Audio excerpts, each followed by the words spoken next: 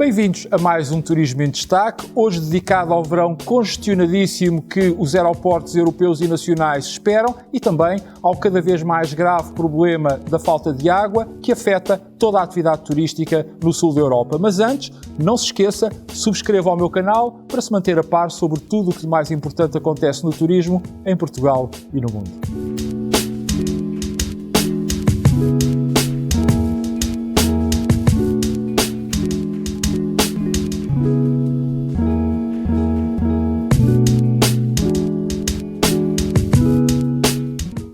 No que diz respeito à forma como eu antecipo o próximo verão nos aeroportos da Europa e de Portugal, eu devo dizer que vejo este verão como muito congestionado, um verão muito sofrido, um verão em muitos casos desesperante ou até mesmo exasperante, com muitíssimas reclamações, bagagens perdidas ou em falta, no fundo e numa palavra, um verão do ponto de vista aeroportuário caótico. E porquê é que eu digo um verão aeroportuariamente caótico? Por 5 grandes ordens de razões. Desde logo a primeira, porque a Europa, mesmo e apesar de estar em guerra, continua a ser o maior destino continental do planeta, recebendo 50% da totalidade dos fluxos turísticos globais, ou se quisermos, metade das chegadas internacionais de turistas. Uma segunda razão é porque, de acordo com todas as previsões, com todos os anúncios e até com as próprias reservas, e nomeadamente com as informações que podem ser colhidas junto das próprias companhias aéreas, aquilo que nos é transmitido é que as previsões de tráfego para o próximo verão são em muito superiores àquelas que foram registadas em 2019, como se sabe, o ano imediatamente anterior à pandemia e onde, do ponto de vista turístico, foram batidos todos os recordes mundiais. Um terceiro aspecto, ou uma terceira razão, é que, tendo o turismo sido a atividade económica mais fustigada pela pandemia, aliás, teve praticamente 2 anos em modo de pausa, isso levou a que todo o setor da aviação também estivesse parado. E muitas empresas, para sobreviver, e refiro-me em concreto às transportadoras aéreas, aos aeroportos, mas também a tudo o que tem a ver com a navegação, com o controle e com a segurança aéreas, tiveram que, para sobreviver, efetuar grandes despedimentos. E depois, como não se prepararam antecipadamente para a retoma de supetão que a atividade turística teve desde o final do primeiro trimestre do ano passado, aquilo que hoje em dia ainda se verifica é que em muitas destas áreas há uma enorme escassez de pessoal e mesmo nos casos em que esses lugares já foram preenchidos, em muitos casos ainda as pessoas estão a receber formação profissional devido às especificidades da própria aviação, ou seja, ainda verdadeiramente não estão ao serviço, portanto as lacunas ainda se mantêm. Uma quarta grande razão tem a ver com a deterioração da economia mundial e europeia, com níveis de inflação como já não eram vistos há 40 anos e que estão a provocar uma queda provocaram e continuam a provocar uma queda abrupta do poder de compra, nem sempre compensada com as ajudas estatais ou até mesmo com os aumentos salariais, o que tem motivado a um recurso, por assim dizer, anormal à greve, como se tem, aliás, visto nos últimos meses, quer em França ou na última semana vimos em Itália e parcialmente até em Portugal, o que não só implica diretamente com as operações aeroportuárias nesses destinos, mas inclusivamente põe também em causa os sobrevoos nesses países. E, finalmente, em quinto lugar, ou a quinta e última grande razão, prende-se com as atuais limitações que existem ao espaço aéreo em consequência da invasão da Ucrânia por parte da Rússia, ou seja, que veio de alguma forma encolher, reduzir, diminuir o espaço aéreo e, portanto, dificultar ainda mais todas as operações. E, naturalmente, Portugal, enquanto um dos principais destinos turísticos mundiais e europeus, não é imune, claro está, a esta situação e, consequentemente, é igualmente afetado por todas estas razões. Mas, no nosso caso concreto, eu tenho para mim que, para além destas razões, Portugal ainda é afetado por outros 4 aspectos. O primeiro é que, sendo o país europeu mais distante do conflito, tem, de alguma forma, do ponto de vista turístico, beneficiado dessa sua posição geográfica e, portanto, tem recebido, adicionalmente, mais fluxos turísticos que, naturalmente, põem mais pressão sobre os nossos aeroportos. Depois, um segundo aspecto tem a ver com o facto do nosso maior aeroporto, o aeroporto de Lisboa, está esgotado e também o principal aeroporto da região de turismo mais procurada durante a época alta de Portugal, que é, como se sabe, o Algarve, e refiro-me em concreto ao aeroporto de Faro, está muito sobrecarregado durante toda esta estação alta. Um terceiro ponto tem a ver com aquilo que já aqui analisei, nomeadamente no episódio 120 do Turismo em Destaque, é que nós estamos neste momento numa fase de transição, numa fase de mudança ao nível do controle das nossas fronteiras, com a passagem de testemunho do Serviço de Estrangeiros e Fronteiras para a Agência Portuguesa das Minorias, Migrações e Asilo e também para a Polícia de Segurança Pública e para a Guarda Nacional Republicana, que vai justamente coincidir com o verão. Aliás, eu na altura disse e mantenho, não se podia ter escolhido pior momento, mesmo sabendo e contando que quem está a cessar essas responsabilidades, que é o atual SEV, e quem as vai assumir nos aeroportos, que é a PSP, irão, apesar de tudo, colaborar. E, finalmente, um quarto aspecto para dizer que este será um verão particularmente difícil, pois ao acréscimo de fluxos turísticos que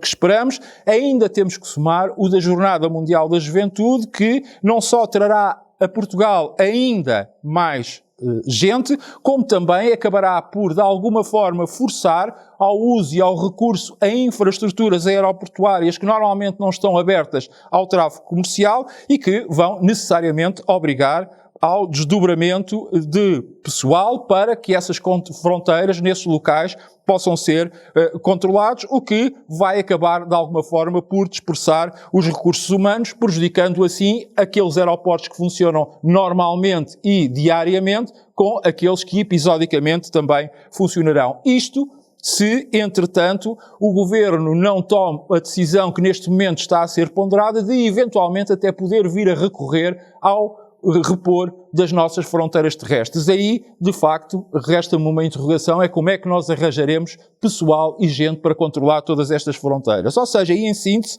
e numa altura em que tanto se fala em escassez de água e, para usar de alguma ironia e, no fundo, também uma expressão mais popular, sinceramente, para este verão, creio que dos aeroportos da Europa e de Portugal vai haver muitas, mas mesmo muitas secas.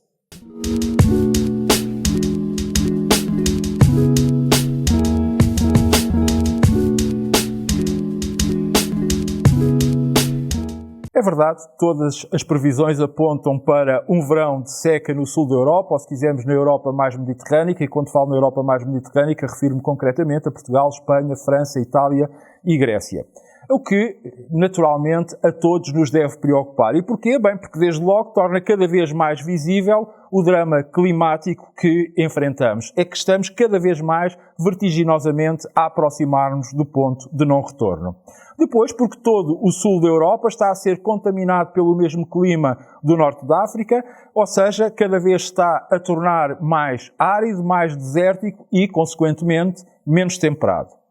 Depois também, porque tudo isto dá origem a um aumento do número de catástrofes naturais, e não só, estou a recordar-me também dos incêndios que muitas das vezes acontecem por causas naturais, mas infelizmente muitas outras também acontecem por mãos criminosas, mas também falo da desflorestação, da própria infertilidade progressiva dos solos e até da própria incapacidade biológica de pessoas, de animais e de plantas se habituarem e adaptarem a um clima para o qual não estão habituadas nem sequer foram preparadas. E, finalmente, claro está que também tudo isto afeta a atividade económica do turismo, uma vez que acaba por alterar e perturbar os próprios destinos, já que as paisagens também se mudam, e provoca também a escassez de recursos naturais e ainda destrói e degrada muitos dos recursos histórico-culturais. No entanto, e apesar deste cenário pouco otimista, estou convicto que, tirando um ou outro caso pontual, o turismo não se vai debater este ano, nomeadamente em Portugal, com falta de água. Preocupa-me, sinceramente, bem mais a questão dos incêndios. No entanto, se é verdade que ainda temos água para hoje, se a fonte, como se costuma dizer, ainda não secou, devemos também acautelar que a continuaremos a ter para amanhã, ou seja, que a fonte continuará a jorrar. É que nós não nos podemos esquecer que nos últimos 20 anos a precipitação caiu cerca de 15% e a disponibilidade de água reduziu-se em 20%. Ora, aquilo que é um facto é que se nada fizermos, a situação só tenderá a agravar-se e pagaremos, inevitavelmente, uma fatura de valor incalculável, uma fatura pesadíssima e, portanto, acho que devemos fazer algo para evitar isso. Aliás, no caso, por exemplo, português, ainda nos números relativamente ao mês passado que foram divulgados pelo Instituto Português do Mar e da Atmosfera, eles são muito claros face àquilo que nós estamos a enfrentar, ou seja, onde se diz que praticamente de março para abril a nossa área de seca duplicou de 48% para 89%, sendo que em Portugal continental 34% do território já se encontra no final de abril em seca severa. Portanto, isto o melhor é, com a maior brevidade possível, com urgência, deitarmos mãos à obra para que amanhã não nos falte aquilo que hoje ainda vamos tendo. E aqui o turismo tem obrigatoriamente que fazer a sua parte. E como? Bom, desde logo começando pelo mais óbvio, pelo mais simples e pelo mais fácil, poupando. Promovendo a poupança nas suas operações e também sensibilizando os próprios turistas para pouparem. É que, no fundo, nós estamos a falar de recursos que são de todos nós. E nós não nos podemos esquecer que, por exemplo, o turismo, já nas questões ambientais e ecológicas, desde o final da década de 70 do século passado, que, por exemplo, passou a pôr avisos nos quartos dos hotéis a pedir às pessoas para continuarem a usar as toalhas ou só as porem para lavar, a bem da preservação do planeta, quando tivesse mesmo de ser. Ou seja, isto tudo para dizer que o turismo deve estar na linha da frente desta causa. E isso também deve levar o turismo a usar mais as águas pluviais, investindo no investimento na captação das águas da chuva, embora a chuva seja cada vez menos, felizmente, ainda vai chovendo e, portanto, há que aproveitar essas águas em múltiplas tarefas, tal como as águas residuais, reaproveitando-as necessariamente e, obviamente, após serem tratadas, e claro está também apostar na dessalinização, algo que incompreensivelmente ainda não temos feito, e temos a costa atlântica que todos sabemos com as dimensões que de facto ela tem. Veja-se, por exemplo, aquilo que a Espanha tem feito, aquilo que Israel tem feito e até mesmo o que a própria Singapura tem feito. Eu, sinceramente, acho que todos devíamos ter vergonha de olharmos aqui mesmo para o lado, para a nossa vizinha Espanha, e vermos que existem aí 750 centros de dessalinização, enquanto em Portugal continental existe apenas um.